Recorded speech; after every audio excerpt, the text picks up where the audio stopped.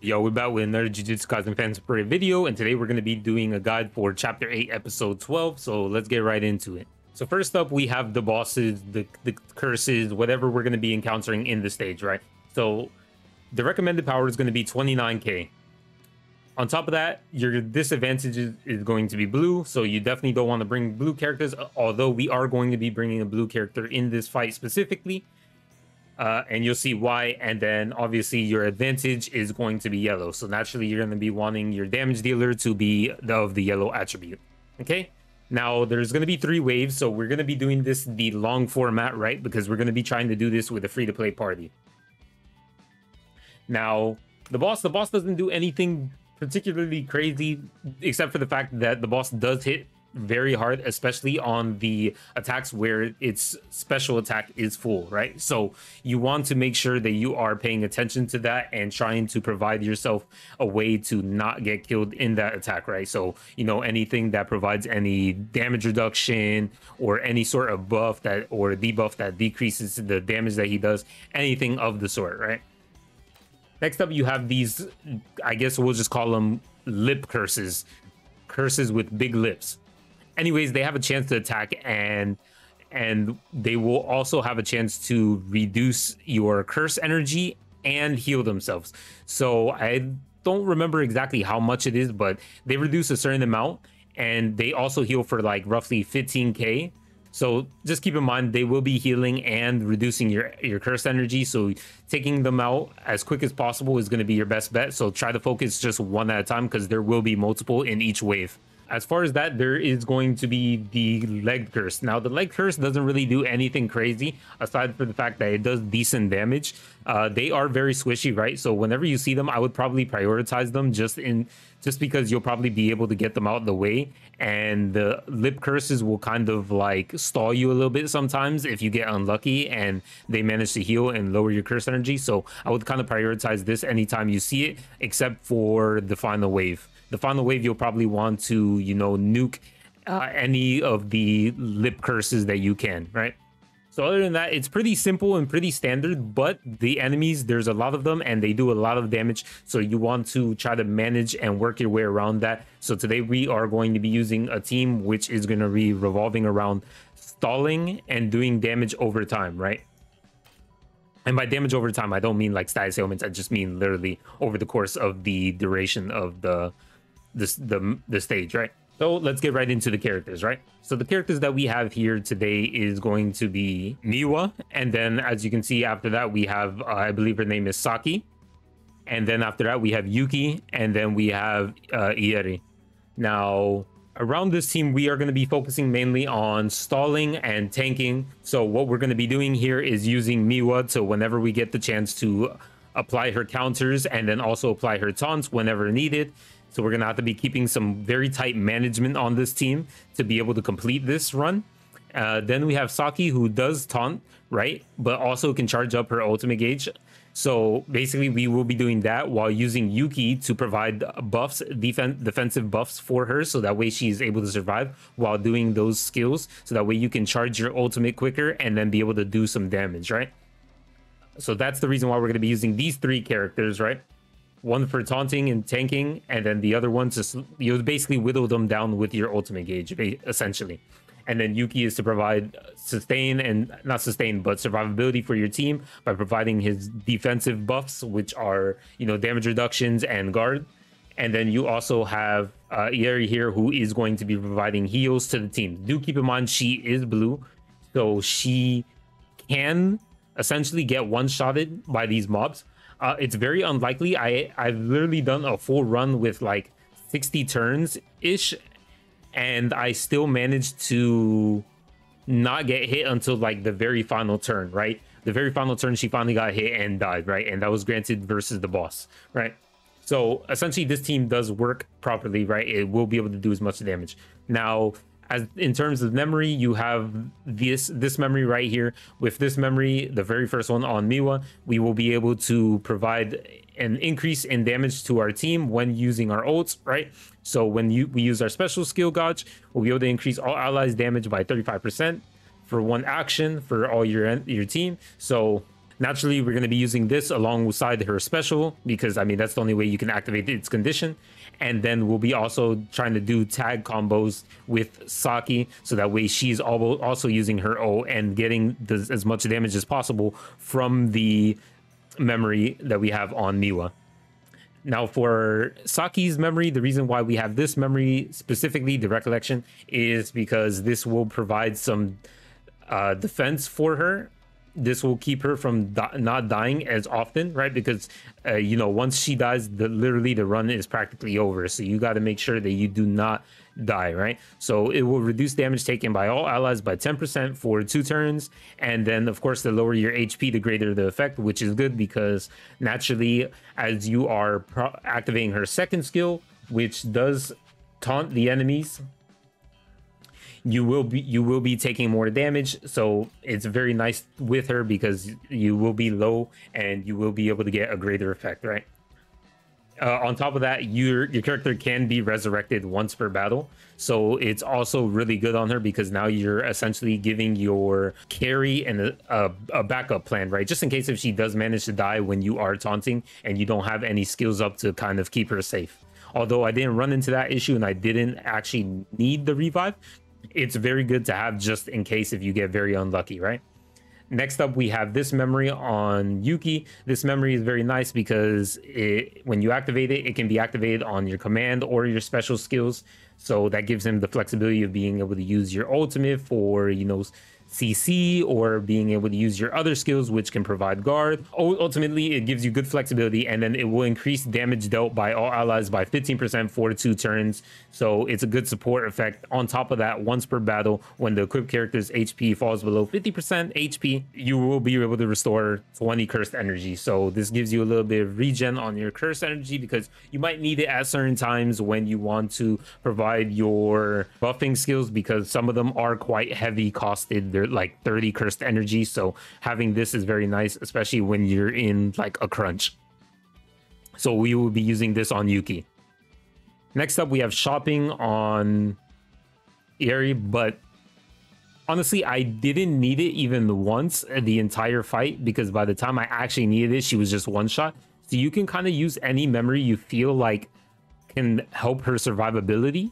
Like literally any, it doesn't have to be this specific one. If there's like one that gives her like damage reduction or something, or even one that kind of supports the rest of the team, then I'd probably use that one. But shopping is just fine. I use shopping in this scenario because for me, I don't really mind it. It's very nice, especially for wave 1 and 2. When you're running those, those enemies can't one-shot you. They do a lot of damage, but they won't one-shot you. So with this, you'll be able to regen your HP whenever needed, and you're able to activate every 4 turns. So it's very frequent. And yeah, that's basically going to be the team. They can run a 5th slot. Maybe you can run a character like, for example, you could run a character like Todo, or even Nobara, or even Inumaki, right? Maki is also good here as well. You can even use Maki because Maki has AoE attacks, right? And she doesn't really cost any cursed energy for any of her skills, so you don't really have to worry about the lip curses either. So you're constantly being able to attack all the enemies. Even though she's not type advanced, she'll do decent damage, right? So she's really nice, and she does increase damage with combo special moves, right? So it's not bad at all, since that's basically what we're aiming for in this team comp. And then, of course, like I said, Nobara will be able to tear through this easily, so you can put her in the 5th slot. You can even put her in instead of Saki to be able to do big damage, but I'd rather just have her in the 5th slot, stall out in the first 2 waves, and then have Nobara on the final stage if one of your characters die. So, you know, you'll have your 5th slot. And then you have Gojo, and then you could even use Itadori. Itadori is completely fine here as well. He's not disadvantaged. He does really decent damage, even being neutral.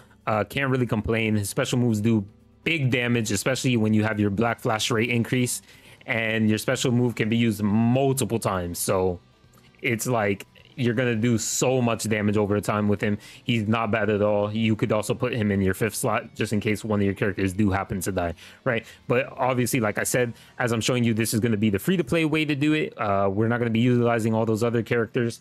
We're just going to be using these ones, so you can put a 5th character, and that will help you a little bit to compensate if you're unable to do it with just these 4. So yeah, let's get right into it, and then I'll kind of just show it. So I will be speeding through it because it is a lengthy process.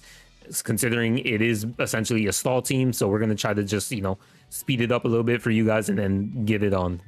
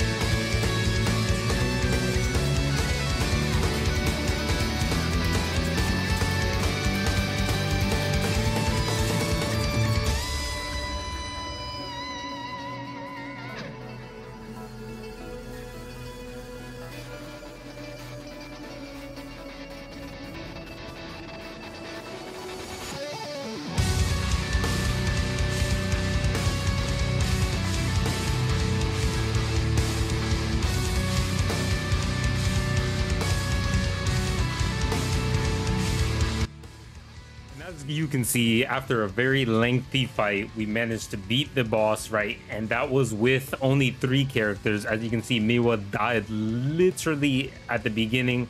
So if you had Miwa, obviously the fight would be a lot quicker, and you would have a lot more to play around. Obviously for me, it got a little bit difficult because I had to start managing and timing a lot of my skills at certain specific points to make sure that I was always alive. But as you can see, we still managed to complete it, even with the worst scenario case possible, right? So there should be no excuse. You guys should be able to do it. I've been using like basically free to play characters, and yeah, I mean, I basically did it. It is what it is. I'll see you guys in the next one. Peace.